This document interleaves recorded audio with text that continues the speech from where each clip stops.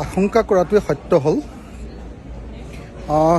যি ড্ৰাফ্ট ওলাইছে আপোনাৰ সমষ্টি পুনৰ নিৰ্ধাৰণৰ সেই ড্ৰাফ্টত আমি দেখিবলৈ পাইছোঁ যে সেই ড্ৰাফ্টত অসমৰ বিধানসভা সমষ্টিবিলাকৰ ক্ষেত্ৰত অসমৰ খিলঞ্জীয়া মানুহৰ অধিকাৰবিলাক ক্ৰমান্বয়ে হ্ৰাস পাব।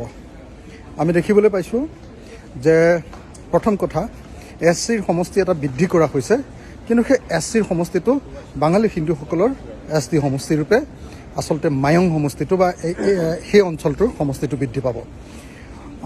দ্বিতীয় বস্তু, আমি যিটো কথা কৈছিলোঁ যে শিৱসাগৰৰ পৰা ৰংঘৰ, তলাতল ঘৰ এইবিলাক আঁতৰাই দিব খোজা হৈছে।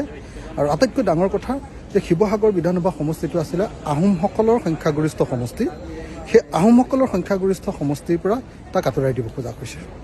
তো শিৱসাগৰবাসী ৰাইজৰ ওচৰত মই এই কথা জনাব খোজোঁ যে সকলোৱে এই বিষয়টোক প্ৰতিবাদ কৰা উচিত, কাৰণ ৰংঘৰ, তলাতল ঘৰ যদি নাথাকে তেতিয়াহ'লে শিৱসাগৰৰ অস্তিত্ব নাই।